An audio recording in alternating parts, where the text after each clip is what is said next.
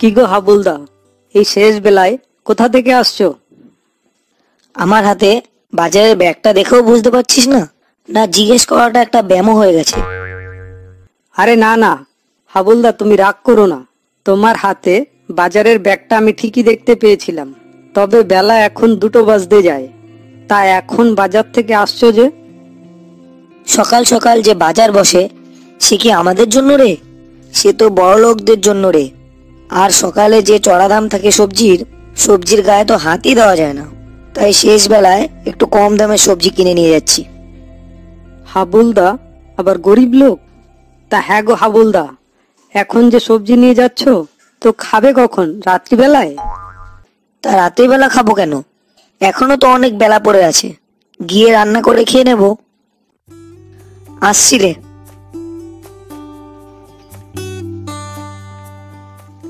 হাবুলদার কিপটেমির আর শেষ নেই।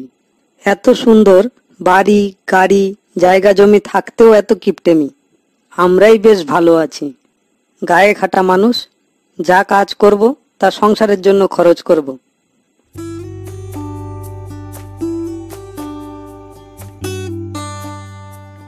হ্যাঁ গো গিন্নি, এই নাও ধরো, ব্যাগ ভর্তি সবজি নিয়ে এসেছি। তাড়াতাড়ি রান্না করো দেখি।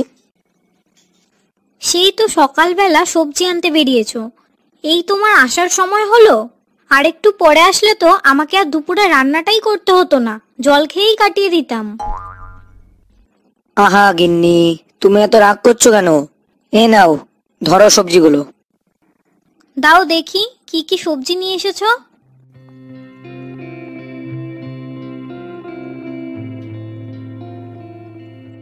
সেই সাত সকালে বাজারে গিয়ে তুমি পচা পচা সবজিগুলো নিয়ে এসেছো? বাজারে ভালো সবজি সব বিক্রি হয়ে গেছিল, আর যা পড়েছিল তাই সব নিয়ে চলে আসলাম। তা সেই সকাল থেকে ভালো সবজিগুলো তোমার চোখে পড়েনি? সেই পচা পচা সবজিগুলোই তোমার চোখে পড়লো? দেখো, সকালবেলা সবজির দাম দ্বিগুণ ছিল। এই দেখো না, দেখো, গাজর সকালবেলা 30 টাকা কিলো ছিল, আমি 5 টাকা কিলো নিয়ে আসলাম। আমি এই সবজিগুলো অর্ধেকেরও কম দাম দিয়ে এনেছি। হে ভগবান, এই কার গলায় আমাকে ঝুলালে? বছরকে বছর চলে যায়, তবু মাছ মাংসের দেখা পাই না। সবজি, সেটাও আবার পচা গলা। ওই মাছ মাংস খেয়ে ডাক্তারকে আমি পয়সা দিতে পারবো না। মাছ মাংস শরীরের পক্ষে ক্ষতিকর। সে তো ক্ষতিকারক হবেই, মাছ মাংসের দাম তো অনেক বেশি। মাছ মাংস যদি বাজারে সস্তায় পাওয়া যেত তাহলে আমাদের বাড়িতেও আসতো। তা আমি পরে ভেবে বলছি, এখন তুমি সবজিগুলো নিয়ে যত্ন সহকারে রাখো তো। 5-6 দিন বাজারের আর মুখদর্শন করব না। তা 5-6 দিন কেন, 5-6 মাস চলে যাবে, কারণ এই সবজিগুলো তো আমি রান্না করব না। এই সবজিগুলো ধুয়ে জলটা খাবো আর তোমাকেও খেতে দেব। তা তুমি কি এখানে দাঁড়িয়ে দাঁড়িয়ে আমার সাথে ঝামেলা করবে, না রান্নাটাও করতে যাবে? যাচ্ছি বাবা, যাচ্ছি। গিন্নি, তুমি রান্নাটা সারো, আমি নদীর পাড় থেকে হয়ে আসছি।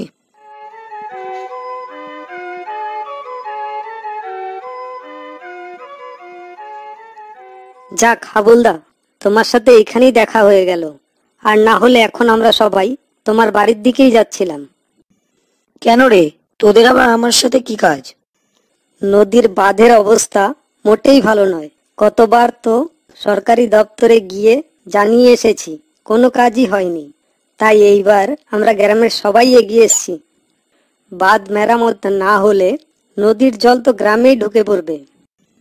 তা আমি তোদের কি সাহায্য করতে পারি যে তোরা আমাকে খুঁজছিলি? তা আমি কি নদীর বাঁধ মেরামত করতে যাব নাকি শুনি? না না, আমরা তো বাঁধের কাজই জানি না। তাই আমরা সবাই মিলে 100-200 টাকা করে দিয়ে বাঁধের মিস্ত্রি নিয়ে আসছি বাঁধ মেরামত করাবো বলে। আর না হলে নদীর জল এসে আমাদের জায়গা জমি নষ্ট করে দেবে। তাই তো আমরা তোমার কাছে যাচ্ছিলাম টাকার জন্য। যেখানেই যাই শুধু টাকা আর টাকা। তা হাবুলদা, তোমার নামে কত টাকা লিখবো গো? আমার নামে 10 টাকা লিখ। নদীর জল চলে আসবে বলে বাদ দিবি তোরা, আর জল আসলে জমির ক্ষতি হবে। তা নদী থেকে শুধু কি জলই আসবে, না মাটিও আসবে? সেই মাটি এসে আমার বাড়ির জমি উঁচু হবে। জল আসবে তো আসুক, 10 টাকার বেশি আমি 1 টাকাও দিতে পারবো না। নিতে হয় নে, আর না হলে আমার পরের সপ্তাহের বাজারটা হয়ে যাবে।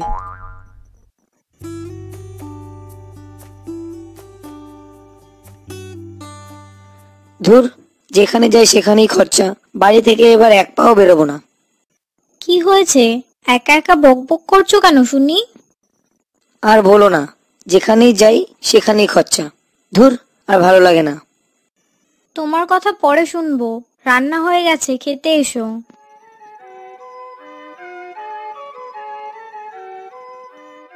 শোনো, তুমি যখন নদীর পাড়ে গিয়েছিলে তখন আমার বাবা মা এসেছিল পয়লা বৈশাখে নিমন্ত্রণ করতে, বছরের প্রথম দিন। তাই ভাবছি ওই দিনটা ওখানেই কাটাবো। হয়ে গেল, এদিকে নদীর বাঁধের জন্য টাকা দিতে হবে, এখন আবার শুনছি শ্বশুর বাড়ি। না, শান্তি নেই কোথাও। কি ভাবছো বলো তো? না মানে ভাবছি পয়লা বৈশাখটা কি ওখানেই কাটাতে হবে, না গেলে কি হয় না? এই শোনো, বছরকে বছর হয়ে যায় আমাকে বাপের বাড়ি নিয়ে যাও না।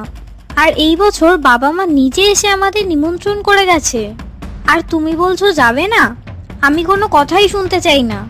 আমরা পয়লা বৈশাখ ওই বাড়িতেই কাটাবো। বাপের বাড়ি না নিয়ে গেলে এই রইল তোমার সংসার পড়ে। বাপের বাড়ি যাওয়া নিয়ে তারা ঝগড়া করতে লাগলো।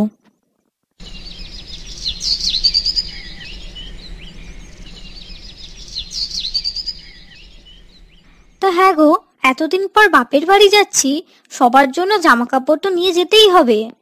তা তুমি যাও না, সবার জন্য জামা কাপড় নিয়ে এসো। পয়লা বৈশাখ তো আগামীকাল, তো এখনই জামা কাপড় আনার কি দরকার শুনি? কাল যাওয়ার পথে নিয়ে যাব। তুমি এখনই যাও, তোমাকে চিনতে আমার আর একটুও বাকি নেই। পরে কালকে বলবে দোকান বন্ধ, জামা কাপড় সব বিক্রি হয়ে গেছে। তুমি এখনই যাও, বাবা মার জন্য জামা কাপড় নিয়ে এসো। আমি আর তোমার কোনো কথাই শুনছি না। তুমি এখন যাবে কি?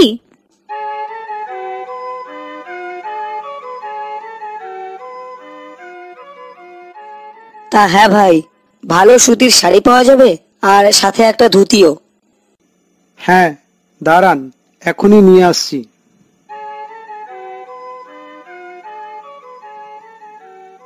শাড়ি আর ধুতি মিলে 700 টাকা।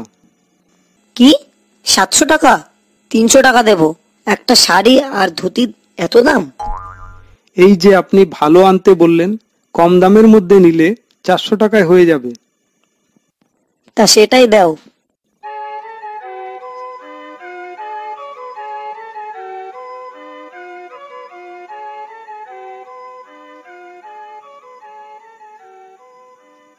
হ্যাঁ গো, তুমি চলে এসেছো? চলো তাড়াতাড়ি বেরিয়ে পড়ি, না হলে আবার দেরি হয়ে যাবে।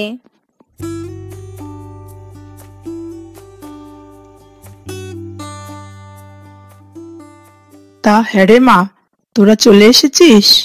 কোনো অসুবিধা হয়নি তো? না মা, কোনো অসুবিধা হয়নি। তা মা, বাবা কোথায়? তোর বাবা মাঠে গেছে, আর কিছুক্ষণের মধ্যেই চলে আসবে। তা বাবা, ঘরে এসে বসো। এতটা পথ এসেছো, ক্লান্ত হয়ে গেছো নিশ্চয়ই। তুমি ঘরে এসে বসো, আমি শরবত বানিয়ে নিয়ে আসছি। আদিক্ষেতা, এদিকে আমার 400 টাকা চলে গেল।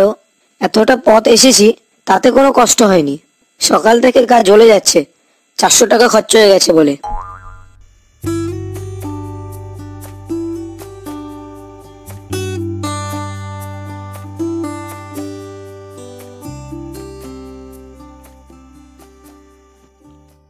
মেয়ে জামাই দুজনেই চলে এসেছে, যাক ভালো।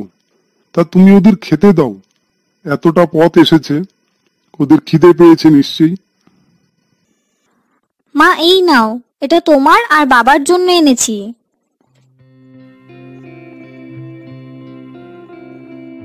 এইসবের কি দরকার ছিল? ওগুলো না আনলেই তো পারতি। না আনলে তো আমার 400 টাকা বেঁচে যেত। হ্যাঁ গো বাবা, খেতে এসো। মা, তুইও আয়।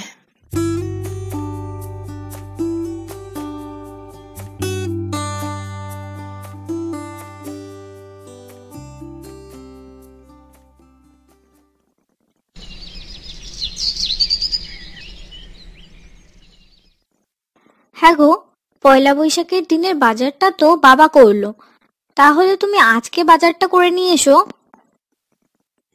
দেখো, একেই তো জামা কাপড় কিনতে আমার 400 টাকা খরচা হয়ে গেছে।